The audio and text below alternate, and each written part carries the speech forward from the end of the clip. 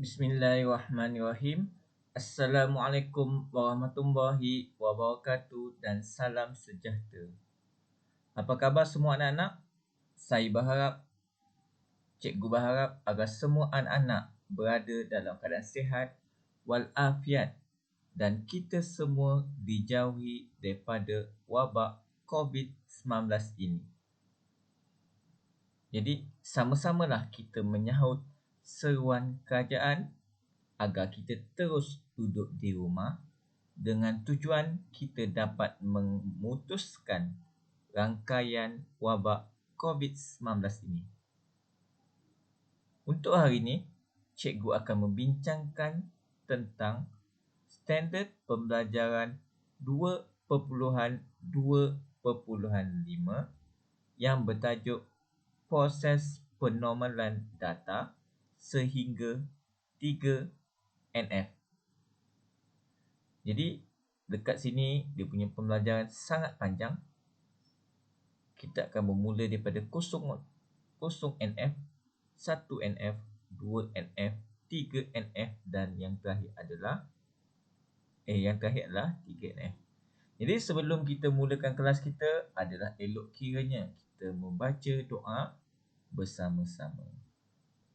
Jadi, jom aminkan doa yang akan dibacakan oleh cikgu.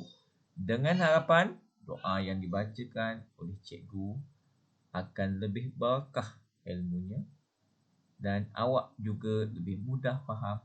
Seterusnya, dapat skor SPM dengan sangat baik nanti. Linnabil karimu ali washabil kiramil fatihah. A'udzubillahi minasyaitonirrajim. Bismillahirrahmanirrahim. Alhamdulillahi rabbil alamin. Ar-Rahmanir-Rahim. Maliki yaumiddin. Iyyaka na'budu wa iyyaka nasta'in. Ihdinas siratal mustaqim. Siratal ladzina an'amta 'alaihim ghairil maghdubi 'alaihim waladdallin. Amin. Okay, jom sama-sama tadah tangan mengaminkan doa yang dibacakan oleh saya. Bismillahirrahmanirrahim. Alhamdulillahirabbil alamin. Wassalatu wassalamu ala sayyidina Muhammadil asyrafil mursalin wa ala alihi wa sahbihi ajmain. Allahumma ta'alaina hikmataka wa anshur alaina min hazaini rahmatika ya arhamar rahimin. Allahumma inni a'udzubika minal hammi wal hazan wa a'udzubika minal azzi wal kasal wa a'udzubika minal jubni wal buh wa a'udzubika min ghabdani wa qahril rijal. Ya Allah, Tuhan yang Maha Pemurah lagi Maha Mengasihani, kami memohon limpah rahmat dan keberkatan darimu atas segala curahan ilmu yang telah Engkau berikan kepada kami. Kami memohon darimu dengan penuh kehambaan. Semoga dikurniakan keikhlasan, semangat dan iltizam yang tinggi sepanjang kami menimba ilmu di sini. Semoga dengan ilmu yang kami peroleh ini mampu memberikan manfaat kepada kami dan orang lain. Rabbana atina fid dunya hasanah wa fil akhirati hasanah wa qina azabannar. Wa sallallahu ala sayyidina Muhammad wa ala alihi wa sahbihi wasallam. Walhamdulillahi rabbil alamin. Taqabbalallahu minkum inna wa minkum taqabbal ya karim. Okey. InsyaAllah dengan bacaan doa itu tadi, kita akan beroleh keberkatan daripada Allah. Okey, jadi hari ini saya telah bagi tahu tadi, kita akan belajar tentang penormalan. Jadi, sebelum kita pergi lebih lanjut, kita perlu tahu apa itu penormalan. Okey, jadi penormalan. Okey, jadi sebelum kita lanjut penormalan, kita tengok, kita ikutlah flow pada buku ni kerana flow pada buku ni dapat memudahkan awak memahami dengan lebih mendalam. Okey, kat sini kata jadual baharu biasanya terbentuk dalam tidak ternormal. Okay, jadual. Satu jadual. Okay, seperti mana telah saya terangkan sebelum ni, proses pangkalan data ataupun sistem pangkalan data terbentuk apabila kita mempunyai banyak jadual. Jadi kita ada 3-4 jadual, kita ada 2 jadual, 3 jadual, baru kita boleh sebut dia sebagai pangkalan data. Jika satu jadual sahaja, kita tak boleh sebutkan sebagai pangkalan data. Jadi apabila satu jadual yang sangat panjang, kan, sistem tu dia punya satu jadual yang sangat panjang, jadi kita namakan sistem jadual tersebut adalah jadual yang tidak ternormal ataupun kosong NF. Okey. Jadi maksudnya jadual yang sangat panjang yang kita tak buat apa-apa lagi. Kita tak boleh buat, kita tak melakukan integriti data, kita tak menghilangkan kelewehan data dan sebagainya. Jadual itu kita namakan sebagai tidak ternormal ataupun kosong NF. Okay, jadual kosong NF boleh berfungsi sebagai jadual tetapi boleh menyebabkan penyimpanan data lewah yang banyak dan boleh menjejaskan integriti data. Jadi kenapa dia kata boleh menjejaskan integriti data? Kerana kerana boleh menyebabkan berlaku kesilapan semasa kita memasukkan data kita lah. Jadi ataupun kita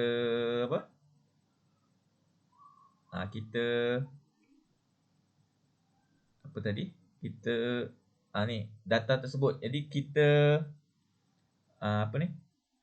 kita tak dapat gunakan data. Jadi data tu berulang-ulang kali. Jadi itu yang dimaksudkan dengan menyebabkan kehilangan integriti data. Okey, jadi oleh itu jadual kosong NF tidak sesuai dilaksanakan dalam sistem pangkalan data. Okey, jadi kat sini tadi dia kata menjejaskan integriti data apabila kecuaian berlaku semasa proses kemas kini. Jadi maksudnya kita nak kemas kini berlaku kesilapan. Jadi kesilapan tersebut menyebabkan integriti data ataupun data tersebut kita masukkan secara tidak konsisten. Manusia kan? Manusia pasti melakukan kesilapan. Itu konsep manusia lah. Saya selalu sebut bahawa apabila kita membuat sistem pangkalan data, mata kita perlu alert. Kerana sedikit kesilapan apabila kita menulis ERD, kita membuat penormalan, apabila kita membuat programming dan sebagainya, ia akan menyebabkan kita ataupun yang menyebabkan sistem kita tidak dapat membaca data tersebut. Okey, kita tengok contoh kat bawah ni. Ni adalah satu contoh jadual kosong NF. Lebih pula. Okey, tak apa. Jadual kosong NF. Banyak duplikasi nilai atribut. Banyak duplikasi. Jadi maksudnya banyak pengulangan nilai atribut seperti ID murid. Jadi kita tengok ID murid. Okey, ID murid kat sini pengulangan dia nampak ni. Kat sini kita ada 125007, 125507, 125507. Lepas tu kita ada nama murid. Mana nama murid saya? Haris kan? Ni nama murid kan? Atribut.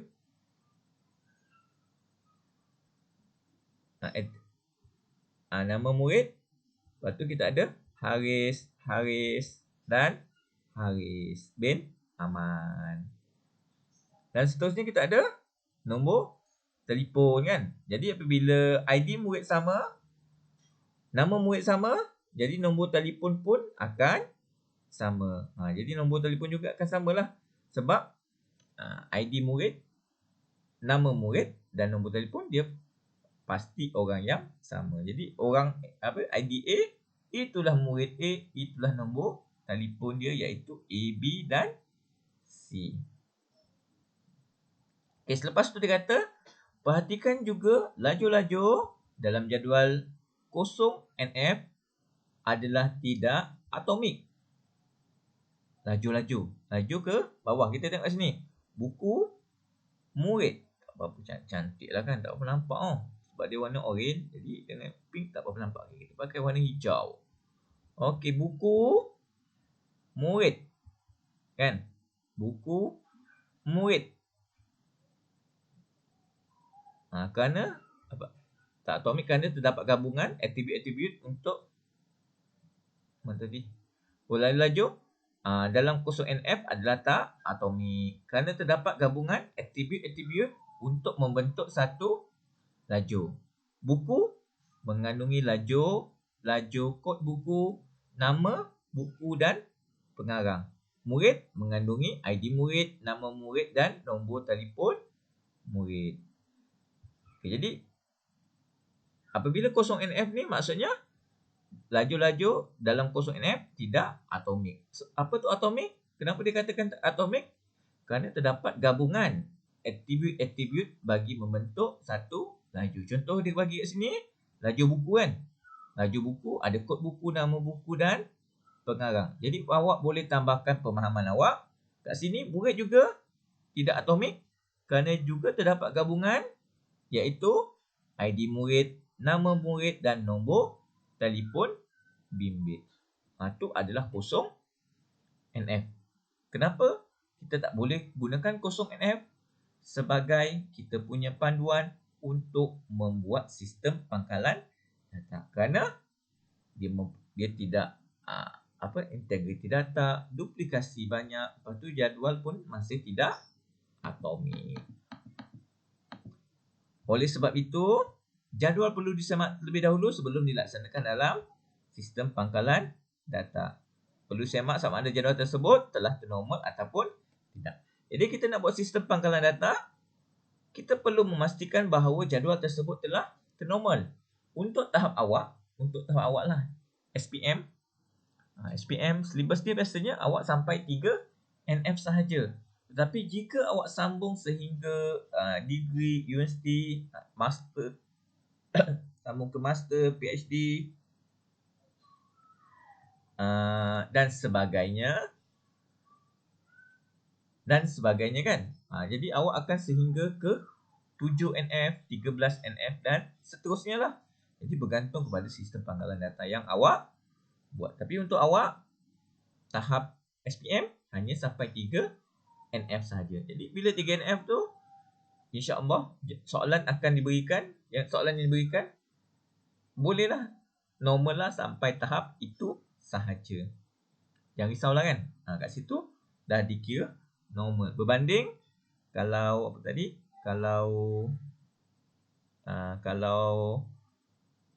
ke universiti 3 NF tu belum normal lah. Sehingga dia boleh sehingga 13 NF. Setahu saya lah sampai 13. Kalau ada lebih, nanti awak bagi tahu saya semula lah kan. Kalau bila awak sambung belajar nanti. Okey, jika jadual belum ternormal, langkah-langkah yang perlu diambil untuk mengubah jadual tersebut kepada bentuk yang normal. Jadi jadual ni adalah jadual yang belum ternormal.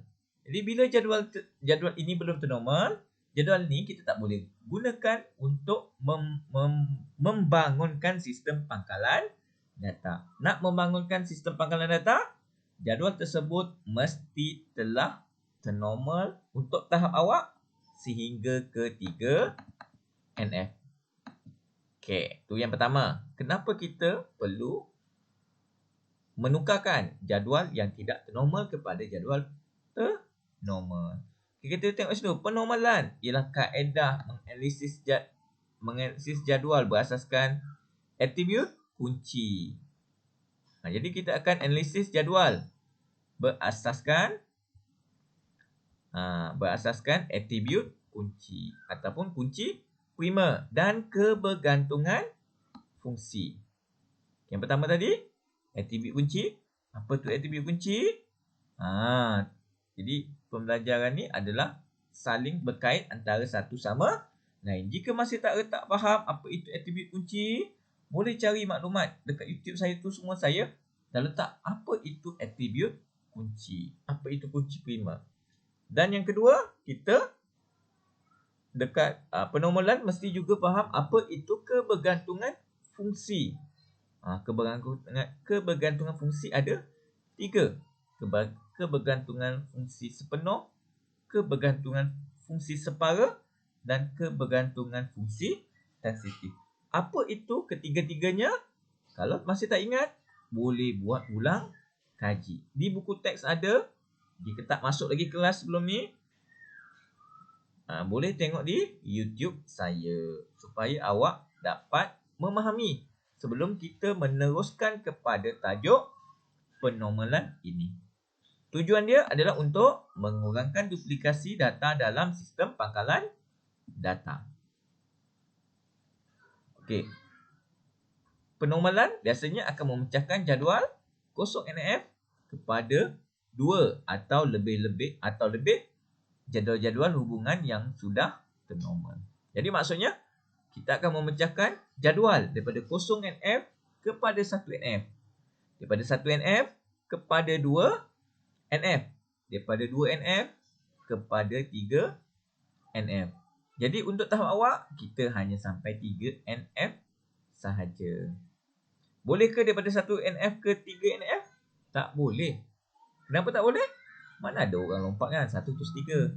Kita punya urutan adalah 1, 2 dan 3. Kosong NF, 1 NF, 2 NF dan yang terakhir adalah 3 NF. Jadi itu adalah kaedah dia bagaimana kita nak membuat penormalan itu, iaitu daripada kosong NF sehingga 3 NF. Bukan kosong NF kepada 3 NF. Tetapi kosong NF sehingga. Sebab itu sehingga, jadi kena ada 1, 2 dan 3. Jangan buat kesilapan di situ.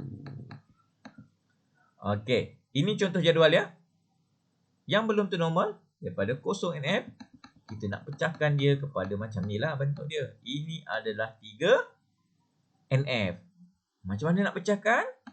Cikgu akan terangkan satu per satu lah dalam pembelajaran kita supaya awak faham bagaimana perubahan-perubahan ini berlaku daripada kosong NF sehingga 3 NF ini.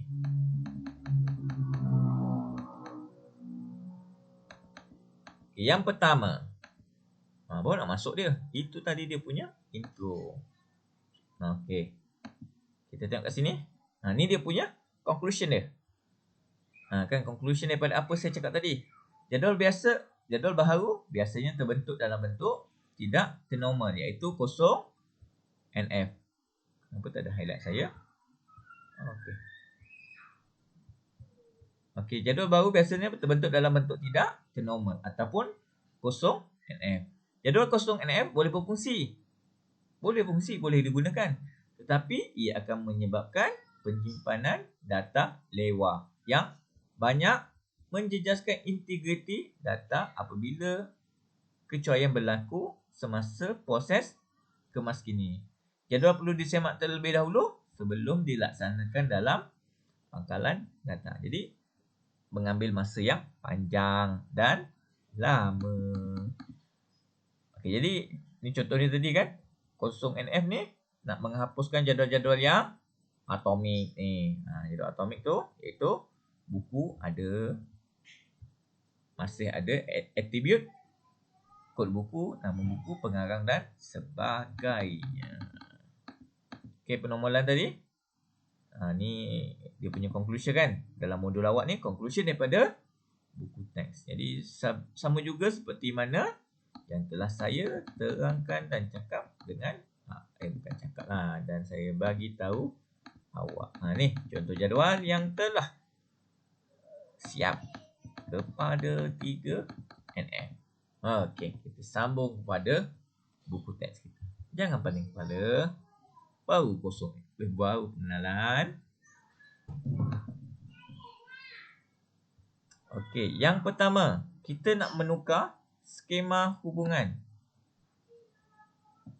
kosong NF kepada 1 NF. Kita nak tujuan kita. Apa tujuan kita? Nampak tujuan kita? Objektif. Mesti dekat soalan dia tanya, apakah tujuan nak menukar 0NF kepada 1NF ni? Tujuan dia adalah untuk memastikan lajur jadual adalah atomik. Tadi lajur jadual kita masih tidak atomik kerana di bawah atribut buku. Atribut buku masih ada atribut anak-anak dia kan, iaitu kod buku, nama buku, pengarang. Untuk murid ada ID murid, nama murid dan nombor telefon bimbit. Jadi objektif kita adalah untuk memastikan jadual adalah atomik dan mempunyai kunci primer. Okey. Dan perlu memastikan dia perlu mempunyai kunci primer.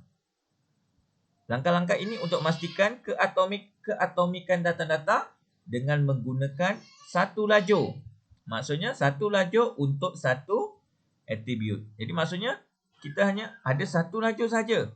Berbanding tadi yang 0NF, kita ada dua lajur bagi atribut. Iaitu kita ada gabungan kod buku, nama buku, pengarang di bawah atribut buku.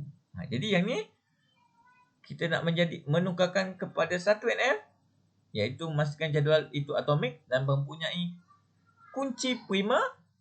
Jadi kita perlu menghapuskan lajur-lajur yang tidak atomik tersebut dengan tujuan keatomikan data-data kan.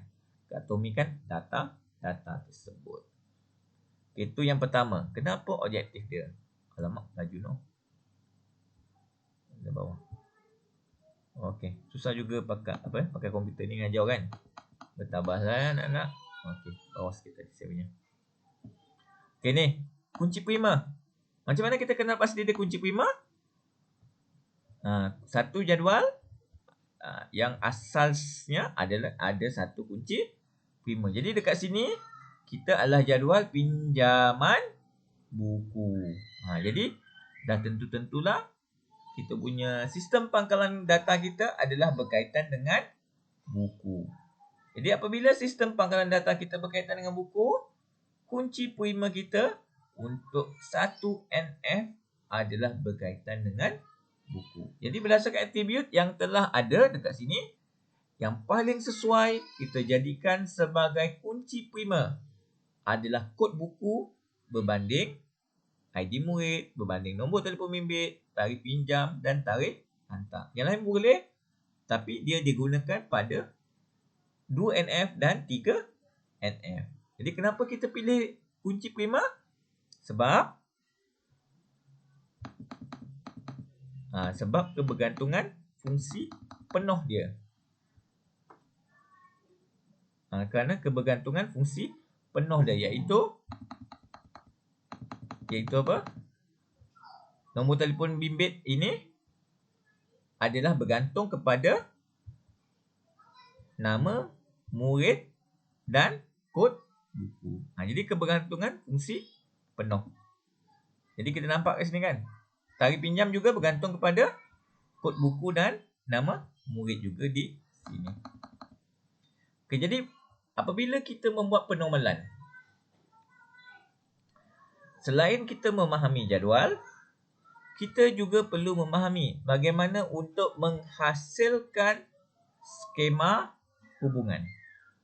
Jadi nak menghasilkan skema hubungan, kita perlu kaitkan dengan jadual yang telah kita ada.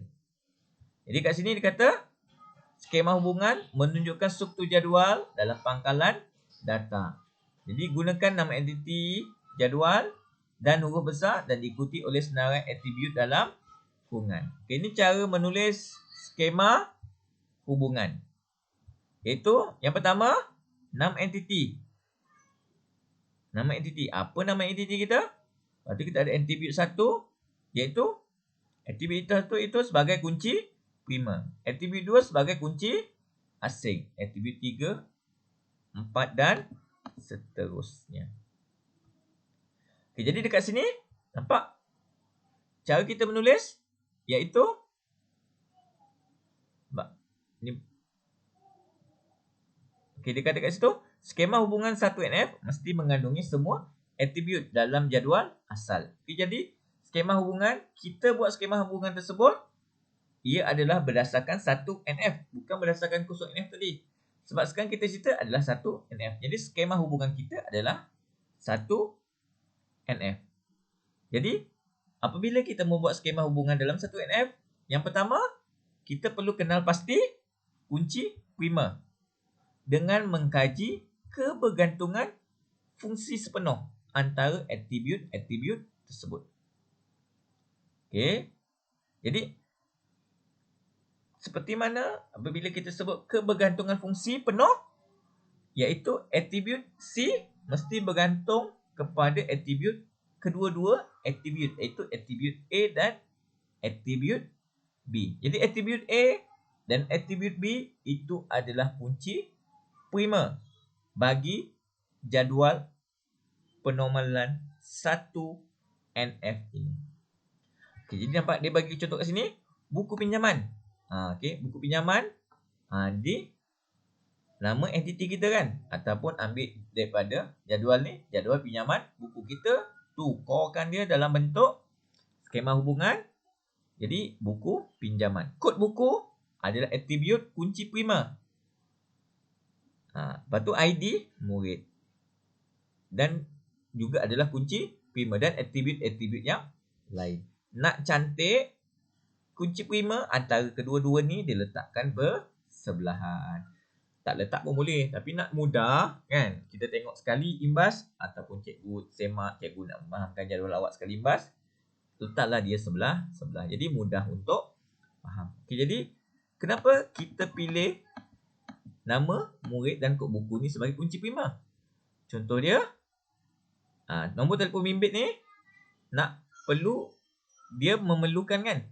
Dia memerlukan ID murid. Nombor telefon murid, dia memerlukan ID murid dan kod buku. Dia tertinggal ni. Patutnya kat sini dia tulis kunci prima juga kan? KP juga kat sini. Jadi KP ni adalah merujuk kepada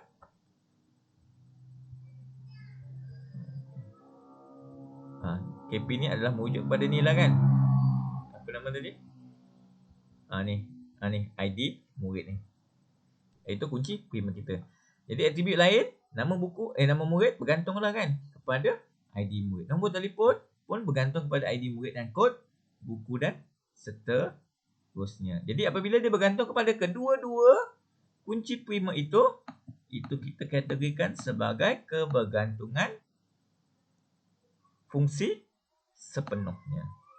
Jadi yang pertama, fahamkan jadual, bagaimana nak menulis jadual. Yang kedua, fahamkan bagaimana nak menulis skema hubungan. Yang ketiga tadi, awak perlu faham kenapa ataupun asbab dia. Kenapa kita tukarkan jadual ini daripada 0NF kepada 1NF. Iaitu objektif kita supaya memastikan laju jadual adalah atomik. Pertama, untuk memastikan jadual tersebut mempunyai kunci prima. Itu dua tujuan. Kenapa kita menukarkan 0NF kepada 1NF. Jadi orang takkan buat kerja tanpa tujuan. Orang mesti buat kerja dengan sebab. Macam awak pergi sekolah, adakah sebab lain? Mesti nak belajar. Masuk kelas SK sebab apa? Sebab terpaksa Cikgu Azrul dah masukkan. Redha je lah kan. Sebab memang saya susun kan. Tak apalah. InsyaAllah itu adalah yang terbaik untuk semua anak-anak sekalian. Okey ni. Ni tadi. Seperti mana tadi dalam buku teks. Ini adalah skema hubungan. Jadi ni nama atribut. Ni adalah nama entiti kita kan. Ni adalah atribut prima. Atribut prima. Membezakan antara setiap atribut. Buatkanlah koma-koma dan sebagainya. Kunci prima ni cara dibuat ni nampak ni. Lebih besar KP, lebih kecil tutup. Okey. Dapat? Dan Apa lagi tadi? Kena ada objektif. Ini dah 2NF. Nak tukar 2NF. Kita 2NF. Jadi mesti faham jadual. Bagaimana nak membuat jadual daripada 0NF kepada 1NF. Cara nak buat jadual. Cara nak buat skema hubungan. Dan objektif. Kenapa kita menukarkan 0NF kepada 1NF. Okay, jadi saya rasa untuk hari ni cukup ni dulu. Nanti banyak-banyak saya lamsamkan 2, 1 ke 2, 2 ke 3 nanti awak pening. Jadi boleh buat ulang kaji semula, ingatkan semula, fahamkan. Sambil dengar tu kalau tak faham, boleh pause, boleh playback dan sebagainya supaya awak mudah faham. Okay, semoga penerangan saya dalam YouTube saya ini membantu awak lebih faham apa itu penormalan. Nak faham sepenuhnya, belum faham lagi. Kerana saya masih berhutang dengan awak menukarkan 1NF kepada 2NF. Dan yang terakhir, menukarkan daripada 2NF kepada 3NF. Jadi itu barulah dapat jadual yang ternormal. Okey, semoga kita berjumpa lagi pada masa akan datang. Doakan saya sihat dan kita semua dijauhi daripada wabak COVID-19 ini. Dan ada soalan, kita jumpa di Telegram. Bye-bye dan Assalamualaikum.